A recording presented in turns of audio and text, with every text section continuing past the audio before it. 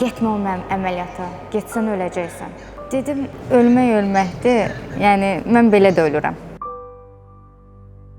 Çox ələ salırdılar, həmişə dedilər gömbul, yəni dışlandığım çox olubdu.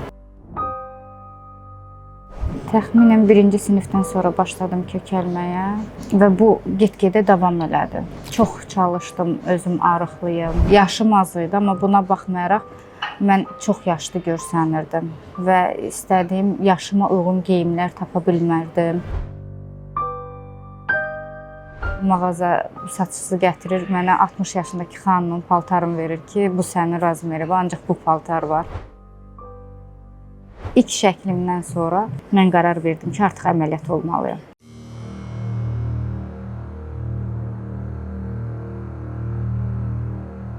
Bizim bir tanış da var idi, Tariyel doktora əməliyyat olunmuşdu. Hətta istəyirdim ki, heç kimə deməyim ki, mən əməliyyat oluram. Çünki qorxurdum, birdən məndə alınmaz.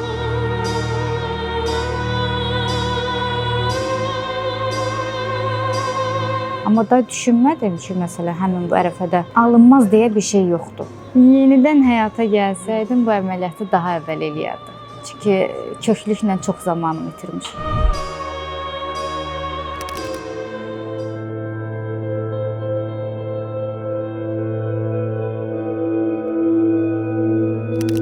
«180 dərəcə dəyişim layihəsinin bugünkü qəhrəmanı Romina Motamedidir. O, uşaqlıqdan çəki problemi ilə mübarizə aparıb. Geyim tapmaq çətin idi. Oyun oynamaq isə başqa uşaqlar üçün əyləncə olsa da, onun üçün bu əziyyətə çevrilmişdi. Uşaqlardan bəzisi ona gömbul deyirdi. Bu sözlər onu depressiyaya salır, özünə inamı azaldırdı. Arıqlamaq üçün hər vasitəyə əl atmışdı. Müxtəlif pəhrizlər, idman, hətta günlərlə ac qalmaq belə ona kömək olmurdu. Təxminən 1-ci sinifdən sonra başladım kökəlməyə və bu get-gedə davam elədi. Çox çalışdım, özüm arıqlıyım. Elə bir dönəmlərim oldu da ki, arıqladım. 6 aya 30 kilo arıqladığım, 2 aya 18 kilo arıqladığım, amma bunların heç birində daimi bir müddətli bir şeylər olmurdu. Həmişə arıqlayırdım, kökəlirdim. Yaşım az idi, amma buna baxmayaraq mən çox yaşlı görsənirdim və istədiyim yaşıma uyğun geyimlər tapa bilmərdim. Məsələn, öz yaşlarım kimi oynaya bilmirdim, tez yorulurdum. Uşaq vaxtı məsələn çox ələ salırdılar, həmişə dedilər gömbul, yəni dışlandığım çox olubdu. Geyim almağa gedirdim, depressiv halda gəlirdim, bir həftə evdə yatırdım. Çünki istədiyim heç bir geyimi alıb giyinə bilmirdim. Üstəlik, məsələn, mən 25 yaşım var. Mağaza saççısı gətirir, mənə 60 yaşındakı xanımın paltarını verir ki, bu sənin razmeri var, ancaq bu paltar var. Baxırdım ki, yəni sən bir mənə bax, paltara bax da, yəni heç olmaya duy günən ki, bu bunun onsuz da yaşına uyğun deyildi. Bunu mənə niyə verirsən? Elə olurdu ki, bütün gününə bir dənə yumurtanın ağı ilə gəzirdim. İdmana da gedirdim, hazırlığa da gedirdim. Qarşıma elə bir məqsəd qoymuşdum. Mən bunu eləməliyəm. Mənim yadıma gəlir ki, həmin ərəfədə 9-cu sinifdə falan oxuyardım. Mənim acılıqdan ürəyim getmişdi. Yolun ortasında. Yəni bundan o tərəfə bir şey yoxdur. Bütün bunların fonunda sağlamlıq problemləri də qapını döyməyə başlamışdı. Şəkər xəstəliyi hər an başlaya bilərdi. Halsızlıq və təzyiqin oynaq olması onun gündəlik həyatına ciddi maneələr yaradırdı. Sadə bir iş görmək belə yorğunluq, nəfəs darlığı ilə nəticələnirdi. Şəkərə meyillilik var idi. Xüsusən də mənim işim ayaq üstə olan bir iş olduğuna görə köklük mənə çox problem yaradırdı, çox yorulurdu. Məsələn, işə gedirdim, gəlirdim, evdə heç nə eləməyə halım qalmırdı. Sonra diyeta saxlayırdım, ac qalırdım, davleniyam düşürdü aşağı, başım hərlənirdi, eləyirdi. Amma bu əməliyyatdan sonra onların heç biri ilə qarşılaşmadım. Çünki bu əməliyyat olunduqdan sonra sizin təzyiqiniz oynamır, daimi olaraq stabil qalır və bu sizə artıq problem yaratmır.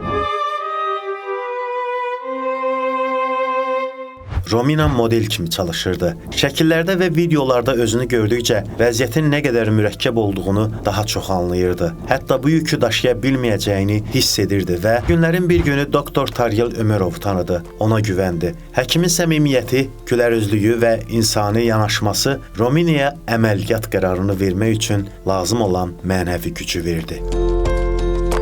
Mən ümumiyyətcə istəyirdim bu əməliyyat olmaq. İllər öncə də olmaq istəyirdim. Sadəcə olaraq ailəm icazə vermirdi. Sonra bir mağaza var idi. Çox vaxt oradan geyimlər alırdıq. Orada məni dəvət elədilər ki, bizim sima modelimiz olarsanmı?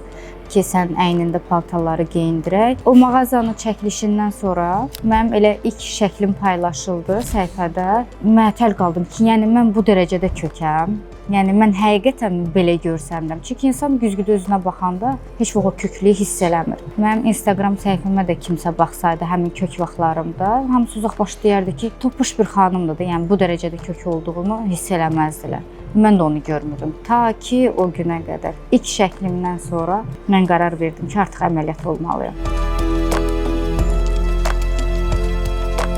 Sonra 2 həkimlə görüşdüm. Bizim bir tanış da var idi. Tariyel doktora əməliyyat olunmuşdu. O ilə danışdıqdan sonra da Tariyel doktorla görüşdüm. O görüşdən sonra əmin oldum ki, yəni elətdirsəm mən ancaq Tariyel doktora elətdirə bilərəm. Çünki Savad öz yerində insani duyğuları mənə çox keçdi. Mehribançılığı, səmimiyyəti məni inandırdı ki, mən həqiqətən də bu köklükdən azad ola biləcəm. İlk növbədə həkimə güvənməlisən. Məsələn, çox araşdırmaqla deyil, ünsiyyət qurduğunda sənə verdiyi güvəndir. Mənə bir nəfər bir söz dedi, getmə o mənim əməliyyata, getsən öləcəksən. Dedim, ölmək ölməkdir, yəni mən belə də ölürəm. Əvvəllər əməliyyatdan qorxurdu, çünki uğursuz ola biləcəyindən narahat idi. Amma düşündü ki, alınmaz deyil. Əksinə, bu onun üçün yeni bir başlanğıc ola bilər və cəsarətini toplayıb əməliyyata girdi. Əməliyyata girməmişdən öncə hətta istəyirdim ki, heç kimə deməyim ki, mən əməliyyat oluram. Çünki qorxurdum, birdən məndə alınmaz. Amma da düşünmədim ki, məsələn, həmin bu ərəfədə alınmaz deyə bir şey yoxdur. Mütləq ki, alınacaq. Və mən öz iradəmə də belədəm və üstəlik də ki, bu əməliyyatdan da arıqlamama kimi şansın yoxdur. Mədə kismə əməliyyatlar, ümumiyyətlə bariatrik metabolik cərrah əməliyyatlardan sonra arıqlama müddəti 1-2 ildir. Yəni 12-18 ay arasında götürülür. Əməliyyatın növündən asılı olaraq, məsələn, mədə şuntlama əməliyyatlarında daha çox gedə bilər. Xüsusən Ruy üsulu ilə şuntlamada, minigastrik bypass dediyimiz tək anastomozlu şuntlamada bəzən 6-cı ayda belə dayana bilir. Mədə əksimə 10-14 aydır. Pasiyentin əməliyyatdan sonraki davranışları bunu uzada bilər, 14 aya qədər qısalda bilər. Məsələn, ancaq şirniyyat yeyən pasiyentlərdə 10-cu ayda, 9-cu ayda dayana bilir. Hormonal pozğunluğu olan pasiyentlərdə, xüsusən ginekoloji hormonal pozğunluğu olan pasiyentlərdə, hamilə əleyhinə tabletlər, hamilə əleyhinə hər hansı bir daimi mütəmadi dərman içən preparatlar qəbul edən pasiyentlərdə bu proses qısala bilir. Önəmli məsələlərdən biri budur. Amma 1 ildə arıqlama müddətimiz və 1 il ərzində pasiyent öz çəkisinin 40-60%-ni itirə bilir. Bu 40-60%-i asılıdır yenə pasiyentin o 1 il ərzində keçdiyi yol, qidalanması, hərəkət balansı. Bunlar çox önəmli məsələlərdən biridir. Normadan artıq arıqlayıb anoreksiya və kaksiya düşən pasiyent olmur, mümkün deyil.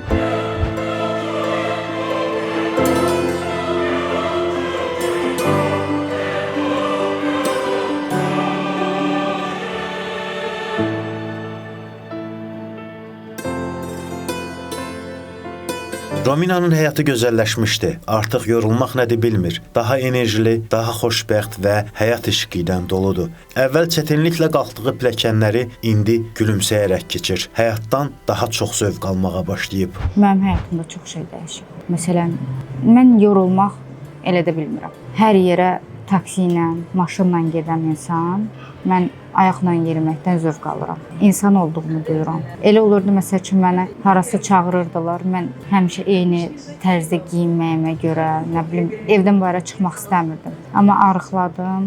Evdə oturmaq istəmirəm indi də. Aktiv olmaq istəyirəm, uşaqlarımla vaxt keçirdirəm, işimdə daha uğurluyam. Çünki daha çox işləyə bilirəm. Biz gözəllik sahəsində olduğumuz üçün müştərilər həm bizim əl işimizə baxırlar, həm özümüzün gözəlliyimizə baxırlar. Mənim kök olduğum vaxtlarda xanımlar deyirdilər ki, sən çox özdən gözəlsən, sən niyə arıqlarmışsan özünü? Məsələn, bəzi vaxtlar sənə elə bir yazığı gəlirmiş. Nə olur, biraz arıqla da. Həm istəmir xətrivə dəysin, həm də onu o tərzdə deyəndə, amma daha çox incitmiş olurdu. Simamı görməyənə qədər heç kim mənim öz yaşımı verməzdi. Həmişə daha yuxarı yaşlar verərdilər. Amma indi işdə həm gəlirəm işə, həm görkəmim çox gözəldir, həm bədən figuram çox gözəldir. Məsələn, xanımlardan belə tərif eşidirəm. Romina xanım, çox gözəlsiz. İndi demirlər Siman gözəldir. Deyirlər siz çox gözəlsiz. Sonra bədən özünü toparlayır. Mən bilirdim ki, bacaracağam bunu. Kök davam eləməyəcəm həyatıma.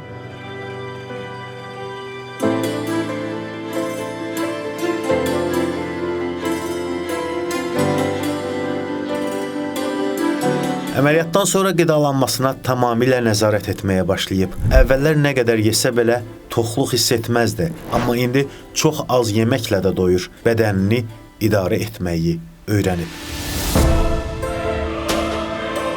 Çox adam deyir ki, bu əməliyyatı eləmə öləcəksən, nə bilim, bu əməliyyatı eləmə yemək yeyə bilməyəcəksən. Amma elə bir şeylər çox yanlışdır. Əvvəl 2 həftə mayeli qidalanırsan, sonra keçirsən püreyə, sonra çəkilmiş ətə. Amma ən önəmlisi mədə keçirtmədə odur ki, yediyin porsiyalarla doyursan.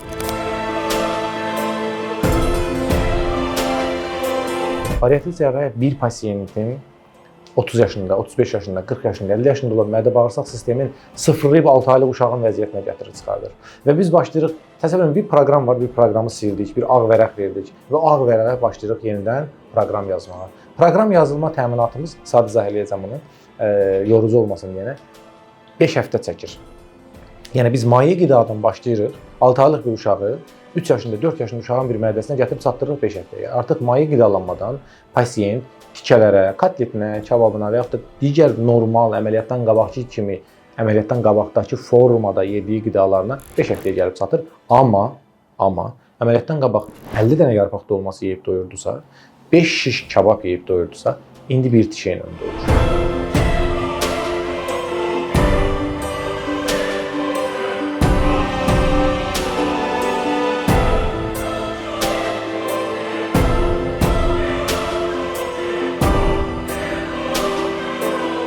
Məsələn, bir banan yeyirsən doyursan, bir kotlet yeyirsən doyursan və artığını da istəmirsən və bu ilə doymağın belə sənə sevinç bəxş eləyir, xoşbəxt olursan.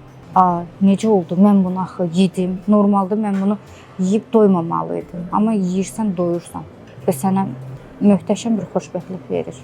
Özünlə qürur duyursan. Deyirlər ki, mədə kiçiltmə elətdirdim, bir müddət keçdi, kökəldim. Bu niyə görədir? Məsələn, mən bir kotleti yemişəm, doymuşam. Bunu yedim, doydum, amma gözüm əgər o birisində qalıbsa, götürüb onun yarısını da belə tıxa basa əgər yedimsə, onda istər-istəməz yavaş-yavaş mədə elə bir şeydir ki, böyüyə bilər. Amma yox, bir kotleti yedin, çəkildin, gözün qalıb, 2 saat sonra gəl ye. Amma həmin vaxt yemə. Onda qəti surətdə kökəlməyəcəksiniz. Həftədə bir fast foodumu da yeyirəm, pizzamı da yeyirəm, kebabımı da yeyirəm, hər şeyi.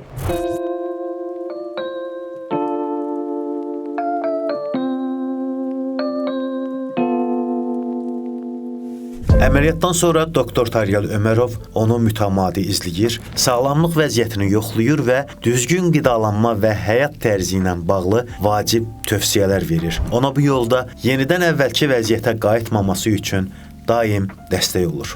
110-114 kiloqram çəkidən 55-60 kiloqrama düşən bir xanım və bunu da bir 5 ildə qoruyan bir xanımın təəssüratları maraqlıdır mənim üçün. Çox qəşəng.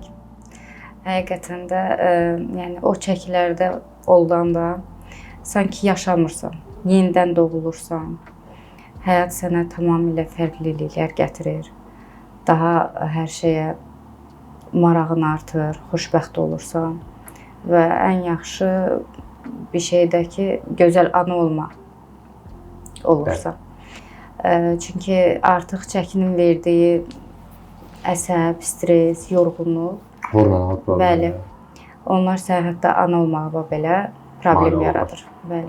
Bizdə əməliyyat olunandan sonra ilk 3 ay, hər ay kontrol olunurdu.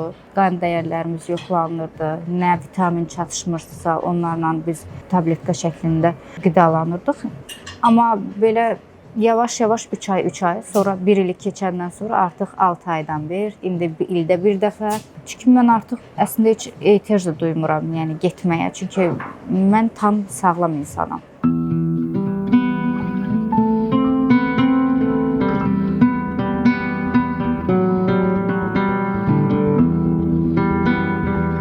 Romina əməliyyatdan sonra tam 66 kiloqram arıqlayıb. Onun bu möhtəşəm dəyişimi təkcə fiziki deyil, həm də psixoloji azadlıq qazandığını sübut eləyir. Rominanın hekayəsi bir daha sübut edir ki, istək və iradə ilə insan öz həyatını tamamilə dəyişə bilər. Məndə ən çox kök olduğum vaxtı 114 kilo olub. Amma əməliyyata girmişəm 108 kilo ilə. Əməliyyatın 8-ci ayında mən artıq 48 kiloya düşmüşdüm. Mən Tarel doktorun yanına gəldim. Doktor gördü ki, mən çox arıqlamışam və Tarel doktor soruşdu ki, dünənləri nələr yemisiniz? Mən xatırlamırdım ki, nələr yemişim. Çünki o qədər az yeyirəm ki, həm də bir dəfə yeyirəm, heç yadıma düşmür. Məni qorxutdu. Dedi, belə eləməyin, belə eləsəz çox arıqlayacaqsınız. Məni qorxutdu ki, artıq bəsdir. Yeməyə başlamalısan, yoxsa bu gedişlə sən bir 15 kiloda arıqlayacaqsan, bir dəri bir sümük, belə olmaz. Amma ondan sonra başladım düzənli yemək yeməyə. 3 saatdan bir biraz yeməyimi yedim. Elə. Təxminən gəldim oldum 52-55 kilo arası. Mən artıq 5 ilimi tamamlamışam, 6-cı ilimizə keçir.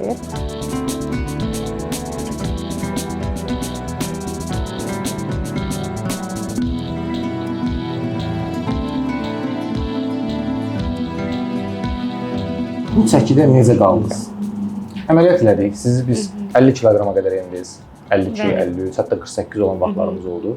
Bax bu 6-cı ildir. Siz normal şəkildə qidalanırsınız, yeməyinizi yeyirsiniz, istədiyiniz hər şeyi yeyirsiniz, amma sağlamsınız və hətta bildiyim qədərilə idman da eləmirsiniz. Yox, heç bir idmanla məşğul olmuruq. Məsələn, biz necə Ramazanda o nəfsimizə qalib gələ bilirik, bu da onun kimi bir şeydir. Məsələn, mədə əməliyyatı olursan və sənə sanki ömürlük göz toxluğu gəlməlidir. Ən əsası onu qorumaq üçün gözün toxulmalıdır. Çünki biz bir bananı belə yeyəndə doyuruq. Amma önəmli olan o yarım bananda da gözünün qalmamağıdır. Onu əgər və həqiqətən də bananın yerinə başqa bir şey yeməmək, bananı yeməkdir. Aha, bəli. Həqiqətən də onu əgər artırmasalar, qəti surətdə kökəlmə olmur. Məsəl üçün kotlet deyək. Neçəsi sizi doyuzdurur? Bir kotlet. Bir kotlet doyudunuz. Bəli. Bitdi. Yəni bununla gözünüz süfrədən kəsilir və doymaq istəyirsiniz. Bəli. Hətta 5 ilin sonu üçün bu çox gözəl bir bəli. Hətta elə olur ki, bir kotletin belə ölçüsünü biraz çox eləyəndə bir loxmalıq bir şey qalır. Mənə çox deyirlər, bir loxmadır da onu atdı ağzına, nə qəd şey eləyəcək. Deyirəm, yox, mən o narahat eləyər. Mədəmi böyüdə bilər, filan eləyə bilər. Ona görə fəlsəfəsinə varız. Qəti surətdə onu eləmirəm. Əlbəttə ki, 114 kiloqramlıq bir insanın, 200 kiloqramlıq bir insanın arıqlama müddətində bir kotletlə ona verilən vitamin, zülal, protein ehtiyacı olmayacaq. Biz bu saydan biri yoxlamaqda əsas kontrol məqsədlərimiz düşən vitaminləri, düşən mineralları yerinə qoymaqdır. O vaxtda olur ki, bədənin arıqlamasını o vaxt saxlayır ki, artıq o bir kotlet hansı kiloqram çəkinin vitamin, mineral ehtiyacını ödəyirsə, pasiyent o çəkidə qalır. Yenidən həyata gəlsəydim, bu əməliyyatı daha əvvəl eləyərdim. Çünki köklüklə çox zamanımı itirmişəm.